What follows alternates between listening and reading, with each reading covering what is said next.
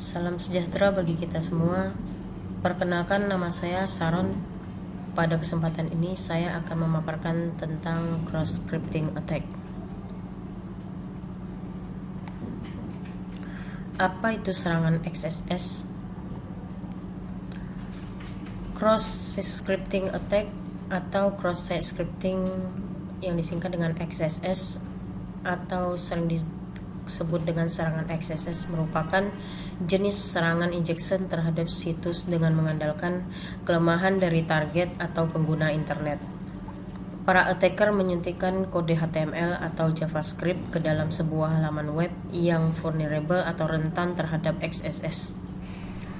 Penyerang yang menggunakan kerentanan XSS ini akan mencuri data pengguna atau mengontrol session pengguna, kemudian menjalankan malicious code atau bahkan menggunakannya sebagai komponen penipuan phishing utama. Jenis-jenis serangan XSS. 1. Reflected SSS. Bentuk serangan XSS ini tidak persisten atau menetap. Skrip berbahaya dipantulkan ke situs web lain di browser pengguna. Yang kedua, Store XSS. XSS berbentuk persisten, termasuk memasukkan kode berbahaya langsung ke aplikasi web. Yang ketiga, DOM XSS. Bentuk serangan XSS ini di mana skrip berbahaya hadir dalam dokumen objek model alih-alih HTML. Bagaimana serangan XSS ini bekerja? 1. Menempatkan kode berbahaya, biasanya menggunakan client-side script ke output aplikasi web. Yang kedua, titik injection dari situs web seperti search fields, online feedback forms, cookies yang muncul sebagai target lunak untuk setiap XSS. Yang ketiga, motif serangan XSS adalah untuk mendapatkan wawasan dari data cookies.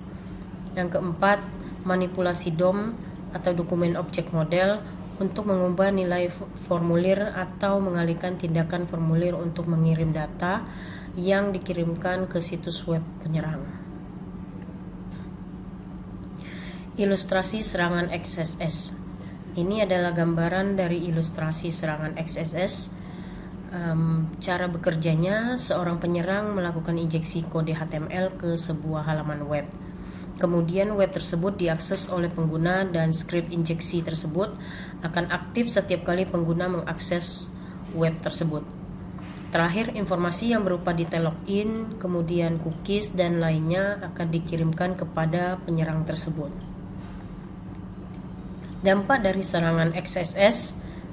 Terjadi kerusakan karena serangan kerentanan XSS dapat didiversifikasi ketika terjadi pada aplikasi web. Dengan eksploitasi serangan XSS, penyerang dapat meniru korban dan mengambil alih akunnya. Mencegah serangan XSS. 1. Analisis keamanan situs. Pemilik situs web dapat menggunakan website vulnerability scanner seperti Scurry atau Virus Total untuk menganalisis keamanan situs. Yang kedua, menambahkan Security Development Lifecycle atau SDL di aplikasi web dapat membatasi jumlah kesalahan coding dan pelanggaran keamanan.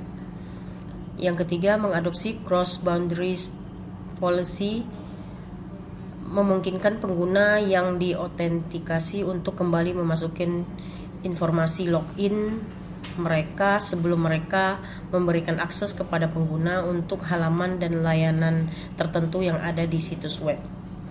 Yang terakhir, menggunakan tag meta yang benar.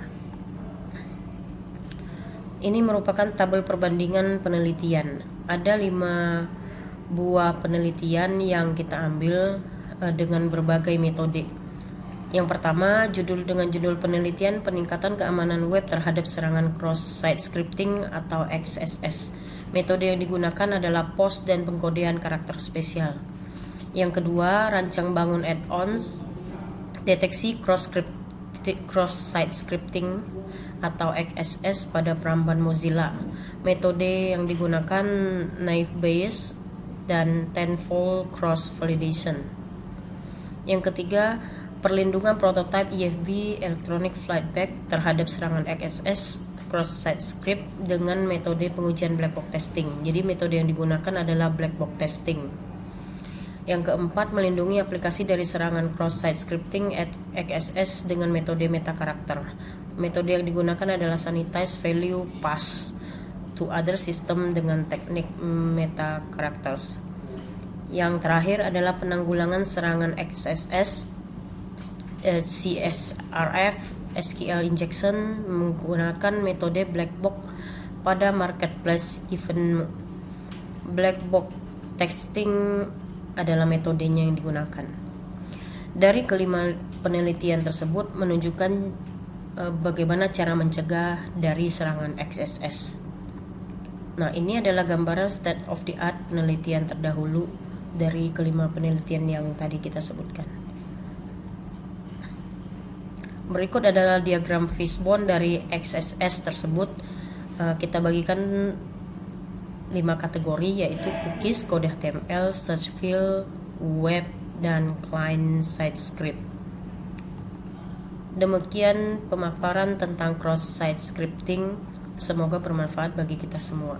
Terima kasih.